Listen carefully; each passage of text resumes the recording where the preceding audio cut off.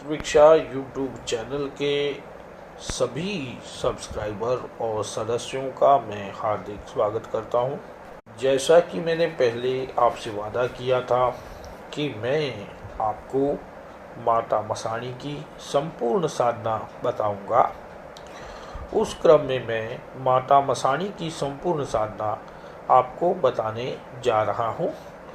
Video थोड़ी लंबी हो सकती है, कृपया धैर्य बनाए रखें और पूरी वीडियो को देखें। तो शुरू करते हैं आज की वीडियो को। जैसा कि आपको पता है कि माता मसाणी के बहुत सारे स्वरूप होते हैं और उन स्वरूपों में पूजे जाने के कारण माता मसाणी सर्वत्र पूजनीय है। अलग अलग प्रांतों में, अलग अलग क्षेत्रों में इनका नाम और स्वरूप थोड़ा भिन्न होता है। पूजन की शैली और कार्य क्षमता एक ही रहती है। तंत्र सीखने के बेसिकली दो साधन होते हैं। एक तो कोई व्यक्ति किसी पुस्तक इत्यादि को देख करके तंत्र के प्रयोगों को करना शुरू कर देता है, जिसमें कि अक्सर हानि हो जाती है। कारण यह होता है कि साधक को पूरा ज्ञान नहीं होता और उसमें बारीकी में नहीं बताया जाता इन देवताओं के विषय में। लेकिन जब आप किसी दक्ष गुरु के अंडर शिक्षा को प्राप्त करते हैं, देवताओं के स्वरूपों को आप जानते हैं, तो आपको पूरी कार्य प्रणाली और उससे काम लेने का तरीका, उसकी काट सब समझ आ जाता है। योग्य गुरु का होना जितना आवश्यक होता है, उतना ही सुपात्र शिष्य होना आवश्यक होता है। जैसा किसी क्लास में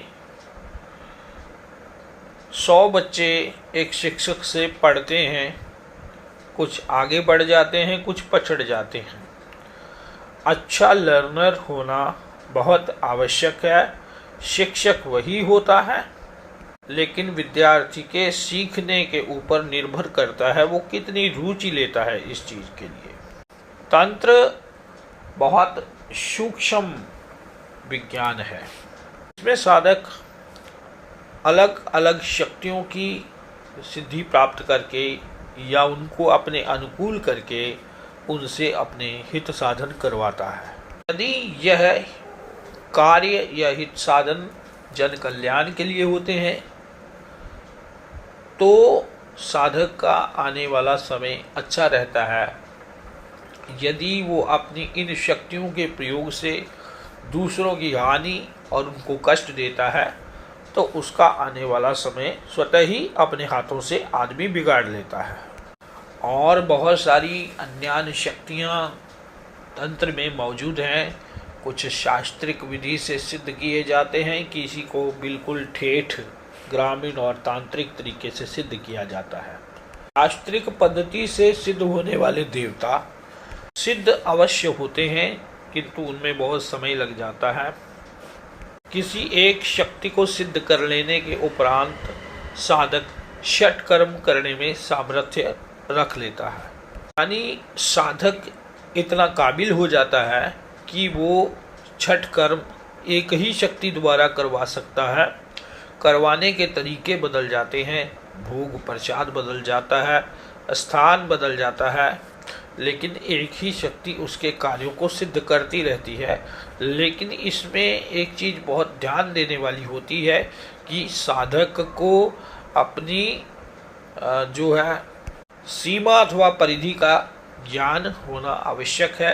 आदमी को पता होना चाहिए कि मेरी क्षमता क्या है। जब साधक बिना अपनी क्षमता जाने किसी शक्ति को चलाना चालू कर देता है, तो होता क्या है कि धीरे धीरे आने वाले समय में उसकी शक्ति क्षीण हो जाती है। एक समय ऐसा आता है कि वो खाली बांसुरी बजता है, वो भी बिना बजने वाली बांसुरी। मैं एक ऐसे माहिर तांत्रिक को जानता हूं जो जीवित हैं और उनके विषय में संक्षिप्त में यहाँ मैं बताऊंगा। बहुत लंबी चौड़ी बात न करके विषय की तरफ जाऊंगा। तो प्रसंग सुने। बचपन में एक तांत्रिक को देखा करते थे कि दुनिया उसके दरवाजे खड़ी रहती थी अपने कार्य सिद्ध करवाने के लिए, और बहुत बड़े बड़े जाने माने लोग उसके पास पहुंचते थे। तांत्रिक बहुत ज़बरदस्त था। एक ही शक्ति द्वारा किसी को काटना, छांटना, लगाना, हटाना, किसी को गिराना या उठाना, सब एक ही शक्ति के माध्यम से कार्य कर देता था। किसी का रोग उठा करके किसी के ऊपर डाल देना सामान्य बात थी उसके लिए। ये मैं आपको 25-30 साल पुरानी बात बता रहा हूँ। जब वे अपने मद में, अपने अहंकार में चलते गए और दूसरों को नुकसान पहुंचाते गए, आज का ये समय है कि वो लोगों के पास गिड़गिड़ाते हैं कि मेरा काम कर दो, लेकिन कोई उनका काम ही नहीं करता। अब जाकर उनको यह होश आई है कि भाई नहीं, अपनी सीमा और परिधि होती है।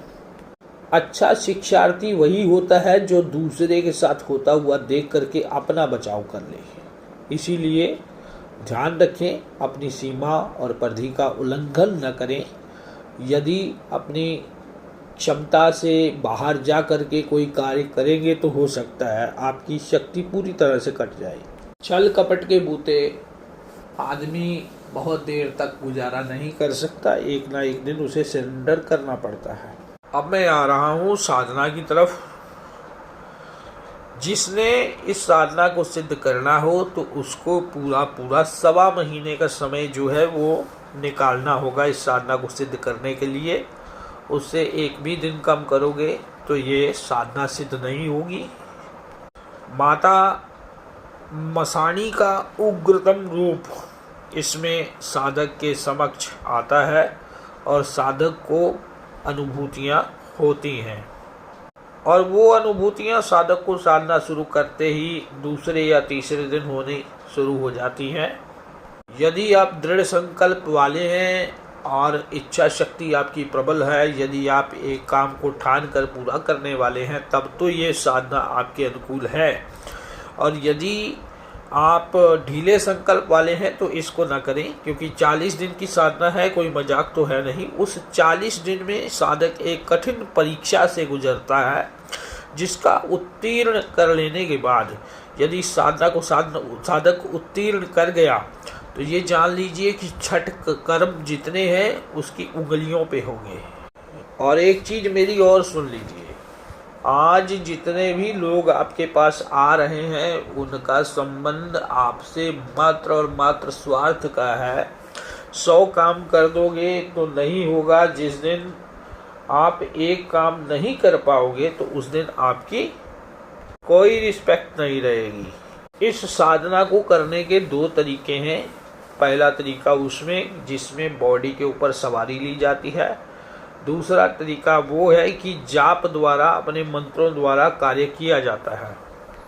कुछ कार्य जो आपकी क्षमता में होते हैं वो आप सीधा शक्ति द्वारा कर लेते हैं। जो कार्य आपके अटक जाते हैं उन्हें मंत्रों की पढ़ाई के द्वारा काटा जाता है।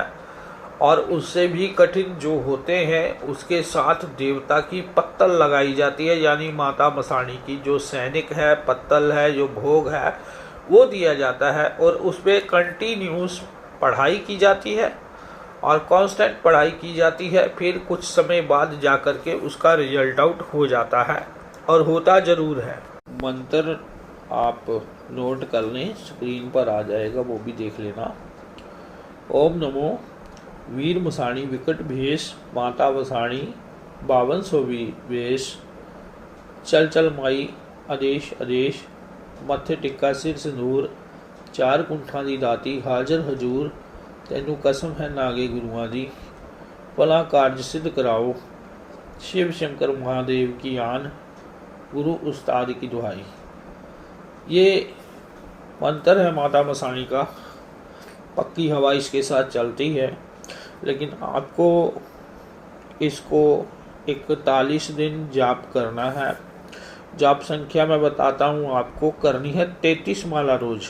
अगर पक्की सिद्धि करनी है तो आपने अपने गांव की सीमा नहीं दांकनी है, यानी कि सीमा को क्रॉस नहीं करना, अपने गांव की सीमा में रहना है। 31 माला इसका प्रतिदिन आपने एकांत स्थान पर चौका लगा करके और वहाँ माता जी के निमित्त आपने सरसों के तेल का दिया जलाना है।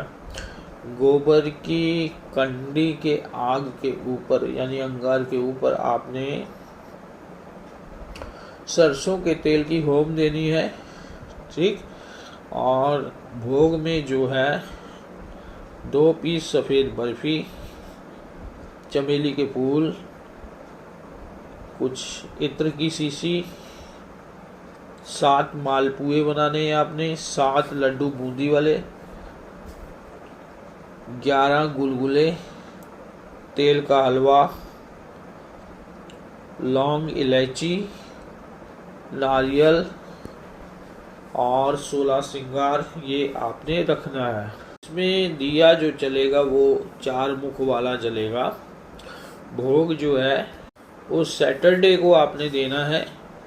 बाकी दिन आपने क्या करना है कि 2 पीस बर्फ़ी के, लौंग और इलायची ले करके भोग सामने जाप करने के बाद काले कुत्ते को डाल देना है प्रतिदिन। यकीन मानिए आप 3 से 4 दिन ही इसको करोगे और उसके बाद चमत्कार देखोगे। उससे पहले आपको रक्षा मंत्र जो है वो आपको प्रोवाइड करा दिया जाएगा। इस साधना के विषय में आपको व्यक्तिगत रूप से पहले टाइम लेना पड़ेगा, फिर कॉल पे बात करनी पड़ेगी, तो आपको भेज दिया जाएगा इसका सारा विधि विधान। कटकर्म तो पक्का आप कर लोगे इससे, क्योंकि इसी से सब चलता है। देखिए मैं यहाँ पे संपूर्ण प्रयोग दे सकता था, लेकिन आपको पता है कि छोटे बहुत बैठे हुए हैं और कॉपी करने में माहिर हैं। अब वो अपने हिसाब से इसे मैनिपुलेट करेंगे, लेकिन उनको इतना तो इसका प्रॉपर पता होगा। और जब ये शक्ति उठेगी तो अगर कोई बिना इजाज़त के इसको करेगा तो वो अपना जिम्मेदार खुद रहेगा। उसमें मेरी कोई लेश मात्र मेरे चैनल की या मेरी कोई किसी प्रकार का कोई उत्तरदायित्व नहीं रहेगा। जुड़ना ही पड़ता है हम लोगों को भी ना, जब कोई काम पड़ता है हम लोग भी आगे महापुरुष जो होते हैं, संत जन होते हैं, उनके चरणों से जुड़ते हैं। तो ऐसे एक दूसरे के साथ जुड़ना पड़ता है, यही समाज है, यही समय की मांग हो जाती है। आप संसार का एक छोटा सा हिस्सा हो और संसार आपसे नहीं, आप संसार से हो। इसीलिए पॉजिटिव रहिए, आगे बढ़िए, कीजिए, कोई दिक्कत नहीं है। मैं आपके साथ हूँ, मेरा शुभ आशीर्वाद आपके साथ है। मिलते हैं अगली नई वीडियो में, तब तक के लिए जय माता की। ओम नमो नारायण, जय श्री राम।